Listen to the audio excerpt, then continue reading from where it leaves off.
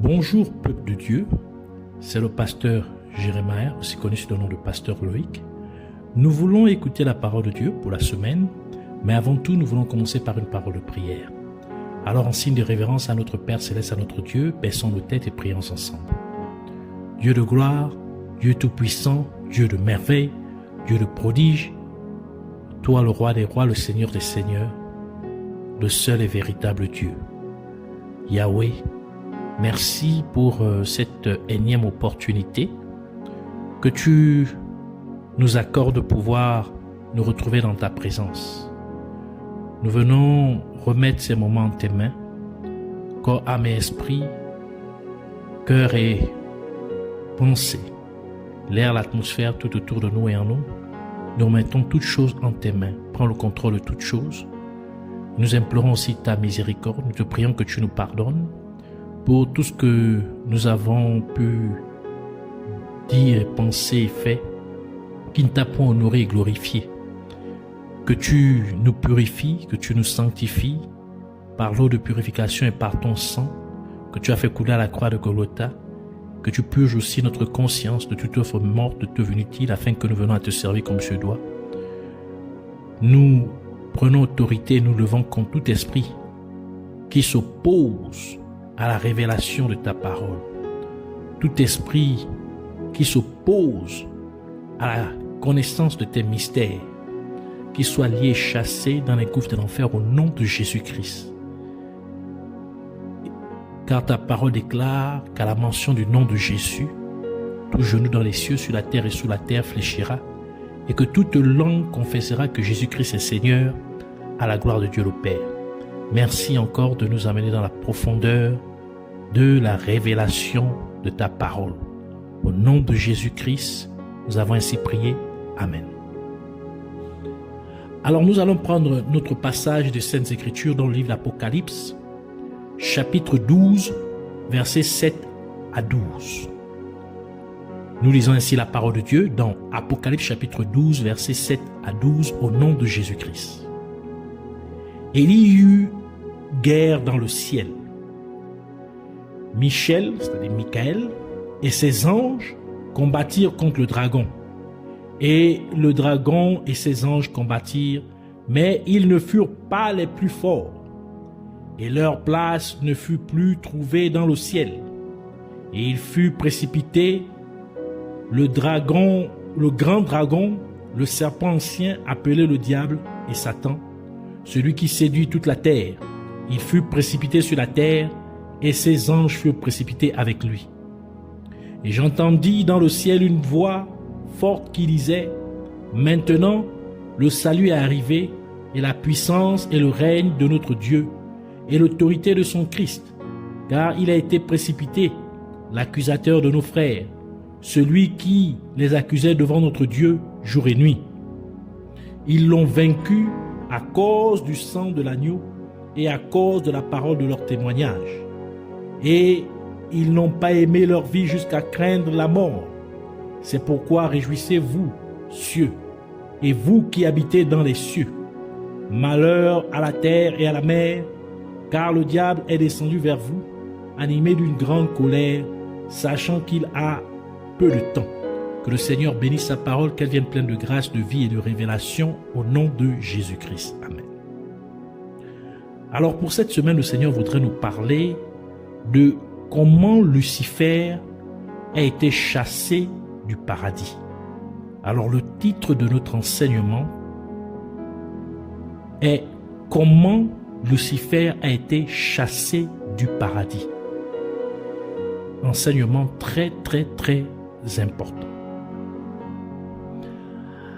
Afin de chasser le diable du ciel, du paradis, l'ange Michael, encore Michel, avait besoin de 3 choses pour pouvoir dire un mot, pour que le diable soit chassé du ciel, c'est-à-dire du paradis. La première chose qui était nécessaire était une méthode, parce qu'il y avait affaire à Lucifer. Ainsi, L'ange Michael avait besoin d'une méthode pour faire la guerre sans guerre dans le ciel, dans le paradis. Car s'il y avait eu une guerre avec des armes ou des coups physiques ou spirituels, le ciel ou le paradis aurait été souillé, car le ciel est saint, tel que le dit le livre de Psaume 11, verset 4 qui dit « L'Éternel est dans son saint temple. L'Éternel a son trône dans les cieux. » La première partie du verset. Ainsi, parce que Dieu est saint, et le ciel, qui est le trône de Dieu, est saint, et ainsi que les anges de Dieu, l'ange Michael avait donc besoin d'une méthode pour traiter avec Lucifer, donc pour dealer avec Lucifer, pour le mettre en état de nuire. Ainsi, Dieu donna l'ordre à l'ange Michael de changer le profil de Lucifer, car Lucifer était l'un des anges principaux de Dieu, car il était un chérubin protecteur, tel qu'indiqué dans le livre d'Ézéchiel, Ézéchiel chapitre 28, verset 14, qui dit « Tu étais un chérubin protecteur, aux ailes déployées. Je t'avais placé et tu étais sur la sainte montagne de Dieu. Tu marchais au milieu des pierres étincelantes. » Donc, il fallait une méthode pour chasser du ciel un ange d'un tel rang, sans souiller le ciel. Et cette méthode était de changer le profil de Lucifer. Le nom Lucifer signifie porteur de lumière.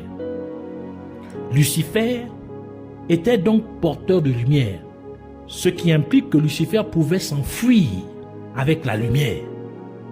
Ceci s'ajoute aux raisons pour lesquelles une méthode était nécessaire à l'ange Michael pour chasser Lucifer du ciel. L'ange Michael a donc dû changer le profil de Lucifer. C'était cela en quoi consistait la méthode pour faire la guerre sans la guerre. Et Lucifer n'a pas pu s'en apercevoir, car ce n'était plus à son niveau de révélation. Rappelez-vous, dans nos enseignements précédents, nous avons dit que la révélation, c'est la force de Dieu. C'est la force. C'est pourquoi l'ange Gabriel, qui veut dire force de Dieu, il opère dans le domaine de la révélation.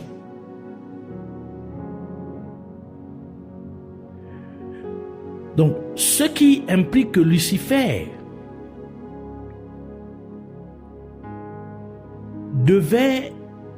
une méthode devait être imposée dans ce combat contre Lucifer par l'ange Michael,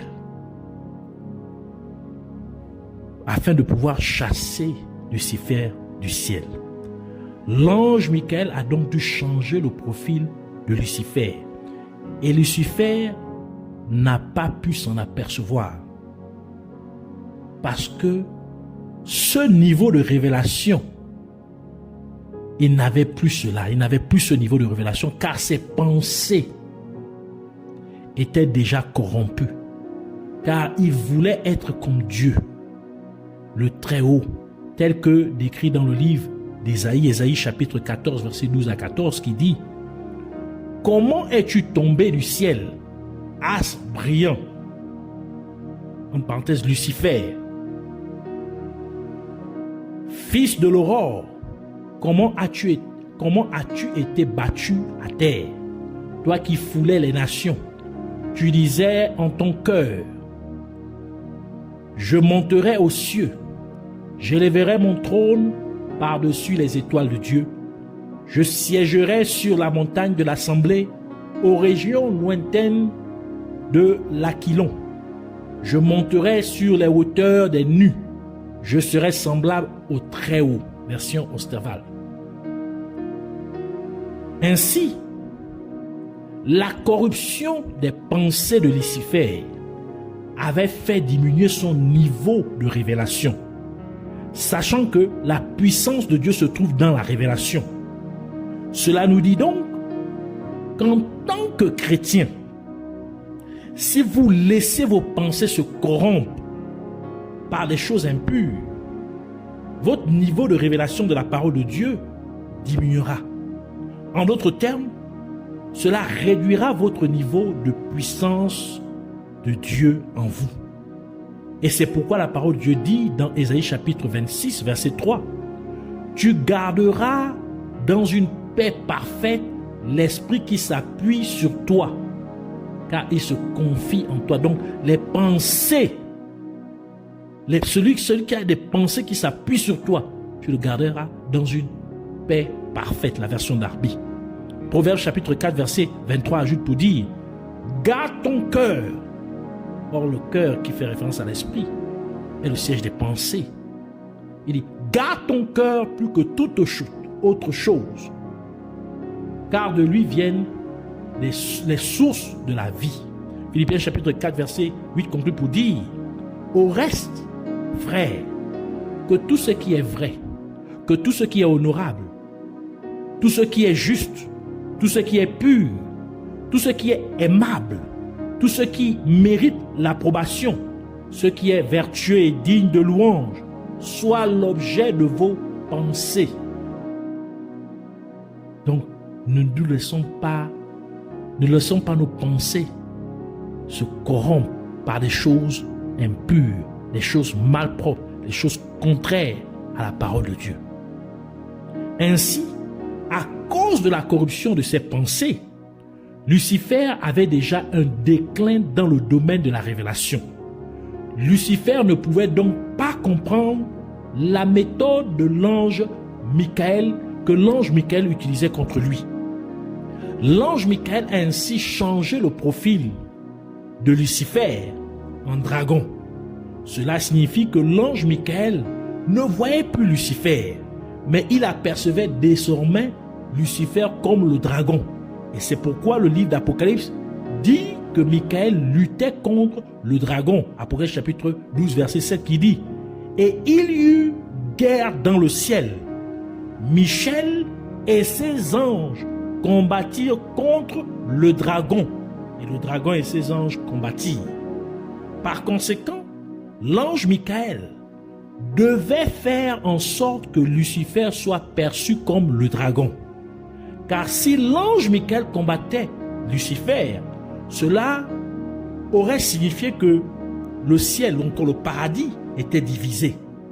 Et ceux qui auraient souillé le ciel ou le paradis, et cela ne peut jamais être le cas, car le ciel est un lieu sacré, donc un lieu saint. Ainsi, l'ange Michael a reçu l'instruction de Dieu de faire de Lucifer quelqu'un d'autre, afin qu'il ne soit plus compté parmi les anges de Dieu. En d'autres termes, en changeant son profil de Lucifer en dragon, l'ange Michael fit en sorte que Lucifer cesse d'être un citoyen du ciel, donc du paradis. Et comme le profil de Lucifer a été changé en dragon, Lucifer s'est automatiquement transformé en reptile, car un dragon est classé parmi les reptiles. Et c'est aussi pourquoi Apocalypse chapitre 1 chapitre 12 verset 9 déclare, et déclare que le dragon, le vieux serpent fut chassé. Donc après chapitre 12 verset 9 il dit, et il fut précipité, le grand dragon, le serpent ancien, appelé le diable et Satan, celui qui séduit toute la terre, il fut précipité sur la terre et ses anges furent précipités avec lui. Et c'est pourquoi on peut remarquer que la queue du dragon est semblable à la queue d'un serpent. Et nous devons être très conscients ou faire très attention que la mythologie a fait du dragon un cracheur de feu. Mais c'est simplement un mythe pour donner de la valeur et de l'importance au diable. Mais ce n'est pas la vérité, car le dragon ne crache pas de feu du tout.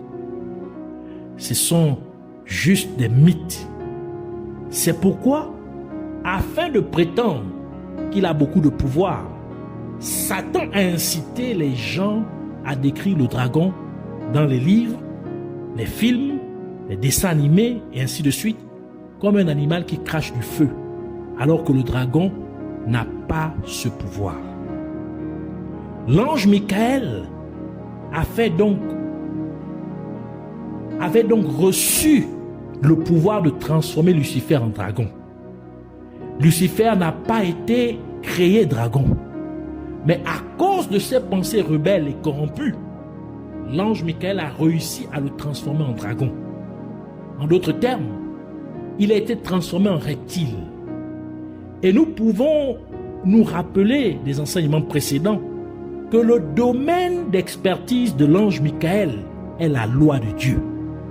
Ainsi, Dieu a donné à l'ange Michael d'utiliser la loi de la création afin de pouvoir chasser Lucifer du ciel, car la loi de la création déclare dans Genèse chapitre 1 versets 24 à 25, Dieu dit que la terre produise des animaux vivants selon leur espèce, du bétail, des reptiles et des animaux terrestres selon leur espèce. Et cela fut ainsi. Dieu fit les animaux de la terre selon leur espèce, le bétail selon son espèce, et tous les reptiles de la terre selon leur espèce. Dieu vit que cela était bon. Cette loi implique que les créatures doivent être groupées ou rassemblées selon leur espèce. En d'autres termes, les créatures de même espèce doivent rester ensemble et doivent rester au même endroit ou doivent rester au même endroit. Et parce que le seul endroit où l'on trouve les reptiles est sur la terre, c'est pourquoi Lucifer, devenu dragon, autrement dit reptile, a dû être jeté sur la terre pour qu'il puisse se conformer à cette loi de Dieu concernant la création. Et comme Lucifer fut transformé en dragon, il est automatiquement devenu un démon. Ainsi, les ténèbres l'envahissaient sans son consentement. Ainsi, alors que l'ange Michael le regardait face à face, l'apparence de Lucifer changeait et Lucifer ne pouvait pas comprendre ce qui lui arrivait. Ainsi, pour que l'apparence de Lucifer change et qu'il ne puisse pas s'enfuir avec la lumière qu'il portait, l'ange Michael lui dit: « Tu n'es plus comme nous et tu cesses d'être chérubin protecteur. » Donc il fut dépourvu. Et à la suite de ces paroles, deux choses se produisirent immédiatement. Première chose, il y eut disqualification. C'est-à-dire, le changement de profil de Lucifer disqualifia automatiquement Lucifer. Et c'était tout le but de la méthode que l'ange Michael a utilisée contre Lucifer. Et ce principe peut être très bien compris lorsqu'il est appliqué dans le domaine du sport. Puisque lorsque deux équipes sont censées s'affronter, si l'une des équipes est disqualifiée, automatiquement, l'autre équipe gagnerait le match sans avoir joué le match. Et c'était ça, la méthode, le but de la méthode que l'ange Michael utilisa. Donc, il n'y eut pas de coup dans le ciel. La méthode consistait à disqualifier Lucifer. Donc, la deuxième chose qui se produisit immédiatement ou automatiquement, c'était une perte d'état. Cela implique qu'il avait automatiquement cessé d'être Lucifer. Par conséquent, la lumière qui jaillissait de lui s'obscurcit, c'est-à-dire s'assombrit. Ainsi, parce que Lucifer a perdu son état, ce qui signifie qu'il n'est plus Lucifer, mais qu'il est devenu un démon, c'est-à-dire qu'il est devenu un esprit mauvais des ténèbres. Et c'est pourquoi Satan se déguise souvent en ange de lumière pour essayer de faire croire aux gens qu'il porte toujours la lumière de Dieu.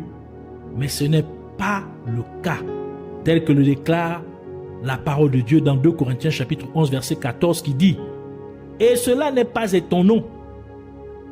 Et cela n'est pas étonnant, puisque Satan lui-même se déguise en ange de lumière. » Donc ça veut dire qu'il n'est plus un ange de lumière. Il ne porte plus la lumière. Puisqu'il n'est plus Lucifer, il est devenu Satan. Il est devenu le dragon. Un reptile, un démon, un esprit des ténèbres. Ainsi, en disant à Lucifer que tu n'es plus comme nous et tu cesses d'être un chérubin protecteur, l'ange Michael insinuait simplement que Lucifer était complètement démuni, donc dépourvu, dépossédé.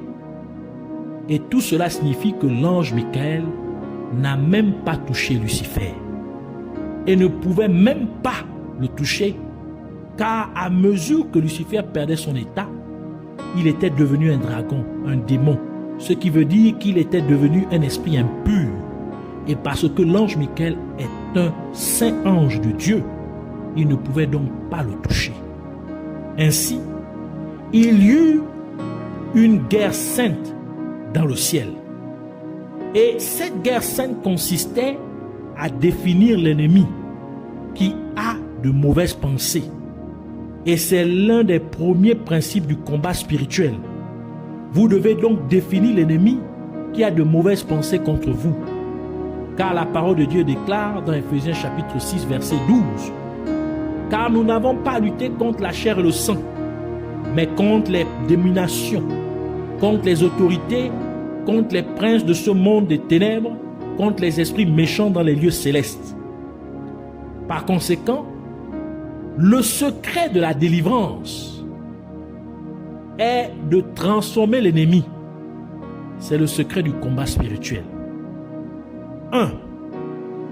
Nous devons identifier Satan par le profil qu'il a maintenant, car Lucifer a reçu le profil d'un reptile, qui est le profil d'un animal que les êtres humains sont censés dominer, tel que Dieu l'a déclaré dans Genèse chapitre 1 verset 26 à 28 qui dit « Puis Dieu dit, faisons l'homme à notre image, selon notre ressemblance, et qu'il domine sur les poissons de la mer, sur les oiseaux du ciel, sur le bétail, sur toute la terre et sur tous les reptiles qui rampent sur la terre. Dieu créa l'homme à son image, il le créa à l'image de Dieu, il créa l'homme et la femme. Dieu les bénit et Dieu leur dit, soyez féconds, multipliez, remplissez la terre et l'assujettissez et dominez sur les poissons de la mer, sur les oiseaux du ciel et sur tout animal qui se meut sur la terre. Il faut donc déclarer, lorsque vous faites le combat spirituel, toi Satan, le serpent ancien, tu es simplement une bête des champs, tu es un reptile, c'est pourquoi je te domine. Celle-ci, la première partie du combat spirituel, identifier son ennemi et déclarer que vous avez la domination sur lui. Deuxième phase du combat spirituel, Satan est maintenant dépourvu. Donc il est démuni, il est dépossédé. Vous devez donc déclarer qu'il ne peut pas prendre ce qui vous appartient, puisqu'il a été démuni, il a été dépourvu. Il ne peut plus s'enfuir avec votre bénédiction. Il ne peut plus s'enfuir avec votre santé. Il ne peut plus s'enfuir avec vos finances, avec votre mariage, avec vos enfants et ainsi de suite. De même que Jésus-Christ a déclaré dans Jean chapitre 14, verset 30, « Je ne parlerai plus guère avec vous, car le prince du monde vient. Il n'a rien en moi. » Donc pour vous dire que Satan, il n'y a rien qui se trouve en moi qui lui appartient. Il est dépourvu. Il n'y a donc rien en vous qui appartienne à Satan parce qu'il a été dépourvu. Et il a été démuni. Il a été démuni. Et puisque vous êtes en Christ et qu'il n'y a rien en Christ qui appartient à Satan, donc il n'y a rien aussi en vous qui appartient à Satan. Donc il ne peut pas maintenant s'accaparer de ce qui vous appartient. C'est la deuxième phase du combat spirituel, ou encore de la délivrance.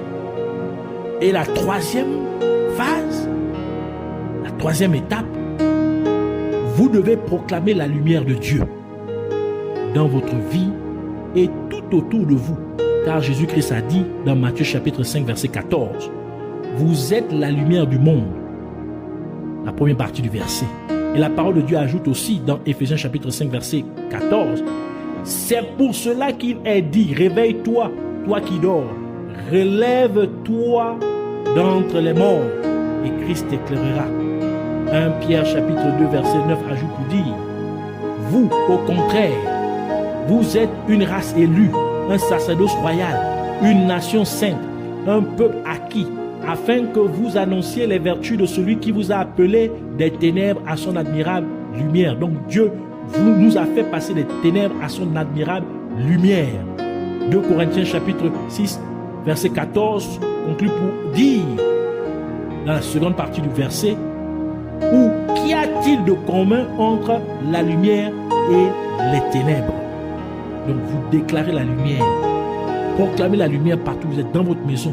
Et puisque la loi dit qu'il n'y a aucune communion entre la lumière et les ténèbres, alors il est obligé de fuir, il est obligé de s'en aller. Vous devez prendre note que l'un des rôles des agents humains des ténèbres, tels que les sorciers ou les occultistes, est d'observer les chrétiens et d'attendre afin de voir quand un chrétien commet un péché. Car à ce moment-là, la lumière de Dieu sur le chrétien serait éteinte. Par conséquent, l'agent des ténèbres le signalerait immédiatement au royaume des ténèbres, afin qu'il puisse venir directement attaquer ce chrétien particulier, car il serait vulnérable à ce moment précis. Et c'est pourquoi la parole de Dieu déclare dans 1 Pierre chapitre 5 verset 8, « Soyez sobres, veillez, votre adversaire le diable rôde comme un lion rugissant, cherchant qui il dévorera. » Donc, ne laissez pas votre lumière s'assombrir par le péché. Donc, vivez dans la sainteté. Et vous aurez toujours la domination sur le royaume des ténèbres, sur Satan et sur tous les agents des ténèbres. Quatrième étape du combat spirituel, quatrième étape. Vous devez maudire Satan. De même que Dieu a maudit le serpent dans le jardin d'Éden, tel que décrit dans le livre de Genèse.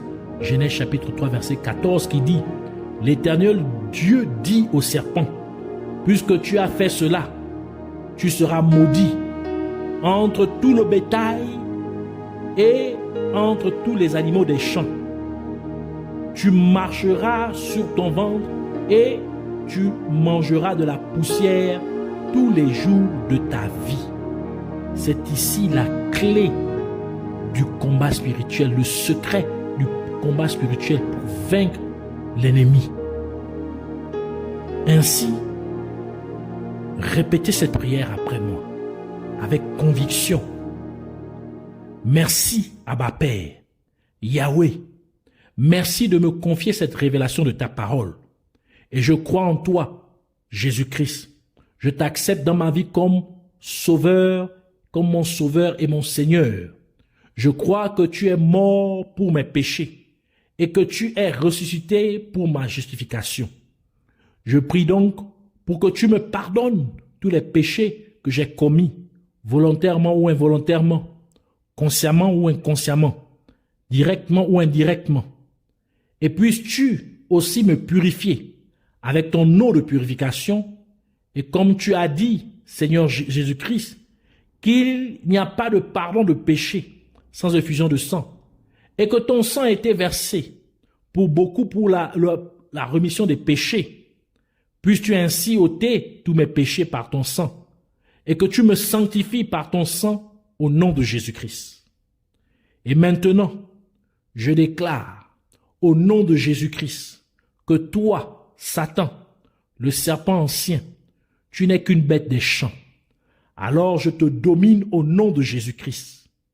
Car Dieu m'a donné la domination sur les poissons de la mer, sur les oiseaux du ciel, sur le bétail, sur toute la terre et sur tous les reptiles qui rampent sur la terre. C'est pourquoi j'ai la domination sur toi et sur toutes les puissances des ténèbres au nom de Jésus-Christ. Et je détruis donc toute exagération de toi, Satan, au nom de Jésus-Christ. Car tu n'es qu'une simple bête des champs et tu n'as aucun pouvoir sur moi.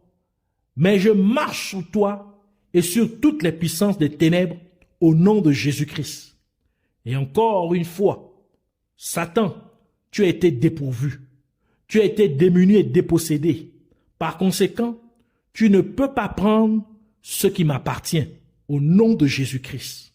Tu ne peux plus t'enfuir avec ma bénédiction. Tu ne peux pas prendre ma santé. Tu ne peux pas prendre mes finances. Tu ne peux pas prendre mon mariage. Tu ne peux pas prendre mes enfants. Tu ne peux pas prendre ma foi dans le seul et véritable Dieu, Jésus-Christ.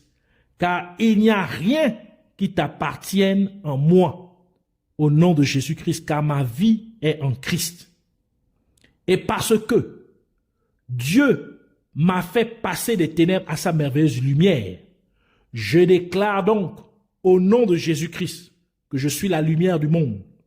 Je décrète donc qu'il n'y a pas de communion entre toi, Satan, et moi, car tu es ténèbres.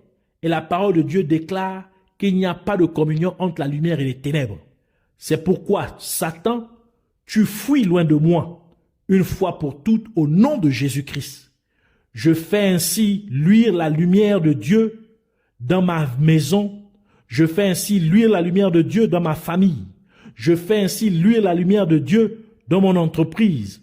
Je fais luire la lumière de Dieu dans mes finances. Je fais luire la lumière de Dieu dans ma santé. Je fais luire la lumière de Dieu dans mon mariage. Je fais luire la lumière de Dieu dans mon cheminement de la foi. Je fais luire la lumière de Dieu partout où je vais, partout où je me trouve. Je marche toujours dans la lumière de Dieu, tout comme Dieu est lumière et est dans la lumière au nom de Jésus-Christ. Et de la même manière que Dieu t'a maudit, je te maudis aussi, Satan. Je décrète que toute forme de malédiction que tu avais placée contre ma vie soit maintenant retournée contre toi au nom de Jésus-Christ. Toute limitation que tu avais imposée à ma vie est maintenant retournée contre toi au nom de Jésus-Christ. Toute forme de prison que tu avais placée dans ma vie est maintenant retournée contre toi au nom de Jésus-Christ. Toute forme de stagnation que tu avais placée contre ma vie est maintenant retournée contre toi au nom de Jésus-Christ. Toute forme de pauvreté que tu avais placée contre ma vie est maintenant retournée contre toi au nom de Jésus-Christ. Toute forme de dette que tu avais placée contre ma vie est maintenant retournée contre toi au nom de Jésus-Christ. Toute forme de maladie et d'infirmité que tu avais placée contre ma vie est maintenant retournée contre toi, au nom de Jésus-Christ. Toute forme de malheur que tu avais placée contre ma vie est maintenant retournée contre toi, au nom de Jésus-Christ. Toute forme de mort que tu avais placée contre ma vie est maintenant retournée contre toi, au nom de Jésus-Christ.